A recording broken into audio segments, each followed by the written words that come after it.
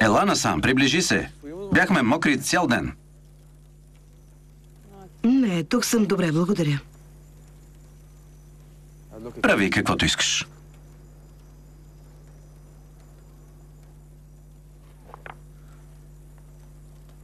Слушай.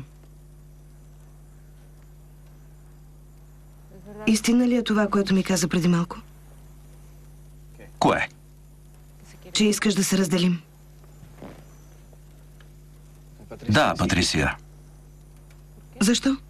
Как защо? Как така защо? А защо да сме заедно? За да се нараняваме ли? За да продължаваш да ме обвиняваш за грешките, които съм направил ли? Не, аз се уморих. След като не може да си щастлива с мен, прави каквото искаш. Аз те обичам, не е честно.